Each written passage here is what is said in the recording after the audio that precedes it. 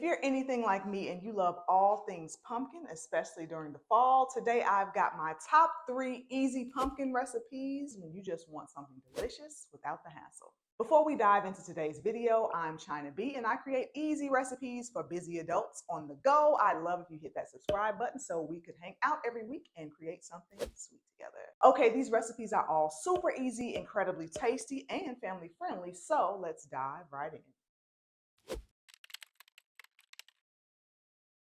In a large mixing bowl, I've got some pumpkin puree and I'll add some granulated sugar, brown sugar, eggs, vanilla extract, and some evaporated milk. Now give that a good whisk until everything's smooth and well combined. Oh, and make sure you use pumpkin puree and not pumpkin pie filling for this recipe. Next up, the spices. I'm going in with some cinnamon, pumpkin spice, and salt.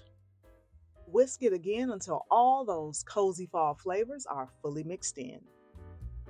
Now that our filling is ready, I'm pouring it into a baking dish that I've already sprayed with some non-stick cooking spray.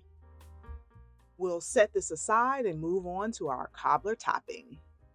Grab a medium bowl and add in all-purpose flour, granulated sugar, brown sugar, baking powder, and a pinch of salt.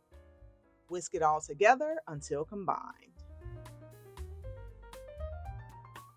Now comes the fun part, taking a stick of cold, unsalted butter that I've cut into cubes. I'm using my fingers to work it into the dry mixture until it resembles coarse sand. Now, if you've got hot hands or prefer not to get your fingers dirty, you can use a pastry cutter, but honestly, fingers work best. Next, fold in a half a cup of whole milk and a splash of vanilla extract. The batter should be thick and lumpy. That's exactly what we want. Time to assemble. Gently drop the cobbler batter over the pumpkin filling. Don't worry about getting it perfect. The topping will spread out and puff up beautifully as it bakes. For that final touch of flavor, I'm drizzling a quarter cup of brown butter over the cobbler. This adds a nutty richness that really takes it to the next level. If you're feeling fancy, sprinkle some chopped pecans on top too. Into a preheated oven this goes. Bake for about 30 to 40 minutes or until the topping is golden brown and the pumpkin filling is set. Once it's out of the oven, let the cobbler cool on a wire rack for at least 10 minutes. This will help the filling set a bit more, making it easier to serve. And there you have it, a pumpkin cobbler that's cozy, comforting, and just waiting to be paired with a scoop of vanilla ice cream and a drizzle of caramel sauce. If you've enjoyed this recipe, don't forget to give this video a thumbs up. The full recipe is always linked in the description box below. And if you haven't already, hit the subscribe button for more delicious recipes. First things first, let's make the graham cracker crust. I've got some crushed graham crackers and I'm going to mix in some granulated sugar, ground cinnamon, and a pinch of salt.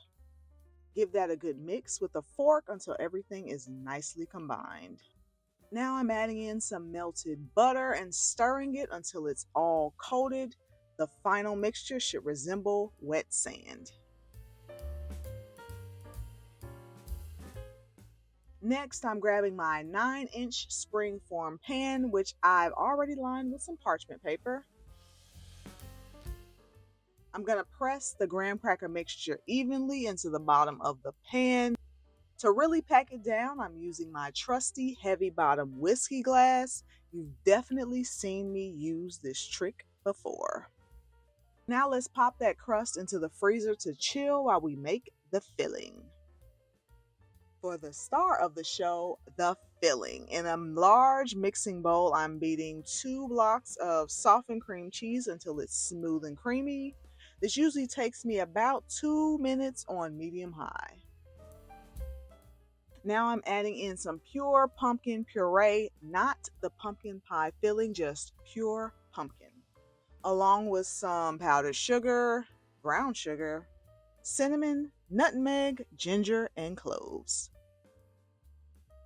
Oh, and of course, a splash of vanilla. You always need that. We'll beat that all together on low for about 2 minutes until everything is fully combined. Now set this aside while we whip up some cream.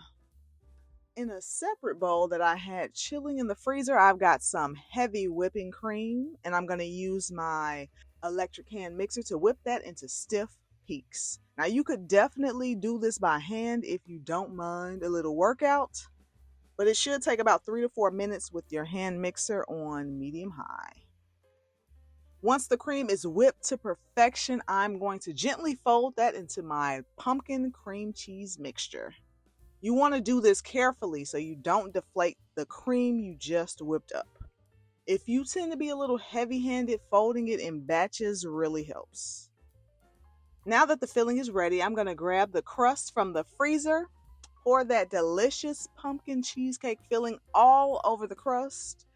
Using an offset spatula really helps to smooth the top into an even layer. For me, this part is so satisfying. Cover your pan with some plastic wrap and refrigerate it for at least 6 hours, or even better, overnight. Trust me, the wait is worth it. The cheesecake will firm up as it chills. All right, once our cheesecake is fully set, run a knife around the edges before releasing the spring form ring to get that clean, professional finish. And there you have it, the perfect combo of creamy cheesecake and rich pumpkin pie without turning on your oven. If you enjoyed this recipe, don't forget to give this video a thumbs up. The full recipe is linked in the description box below. And if you haven't already, hit the subscribe button for more easy and delicious dessert recipes.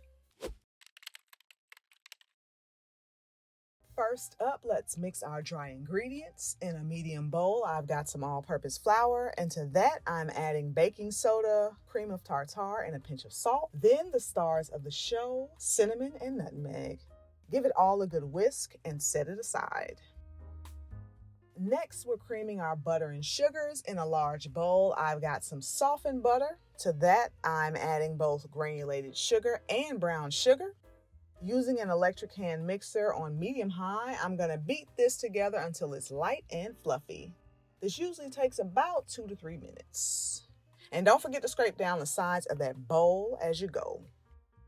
Now let's add in the wet ingredients. I've got some pumpkin puree, an egg, and some vanilla extract. Mix this on low until everything is fully combined. Make sure you're using pumpkin puree and not pumpkin pie filling. Time to bring everything together. We're going to gradually add in the dry ingredients to the wet mixture, mixing until just combined. Be careful not to overmix. We want our cookies to stay nice and tender. Also, don't be intimidated by the creaming process. The more you bake, the easier and better you'll get at it. With our dough ready, grab a cookie scoop and measure out your dough. Shape them into balls and place them on your cookie sheet. Now pop that in the fridge for at least 30 minutes. Chilling helps the cookies maintain their shape and gives them that perfect chewy texture. It's time to prepare the coating. In a small bowl, I'm mixing together granulated sugar, cinnamon, and a bit of ginger.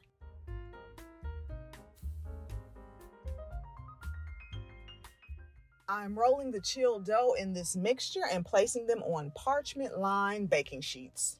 Make sure to space them at least 2 inches apart.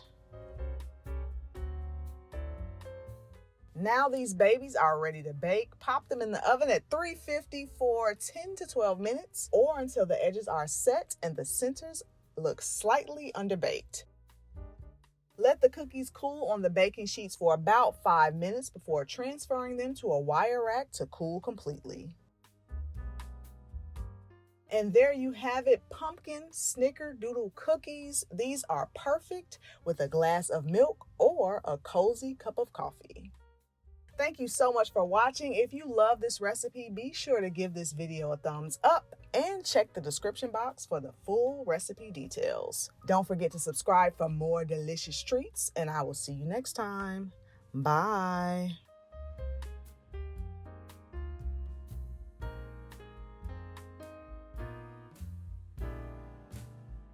Oh, doggy. Are super easy, incredibly tasty.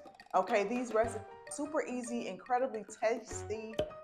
I should still be good. I feel like I'm good. Recipes. Oh, I can see myself. Frame, I'm good. Hey.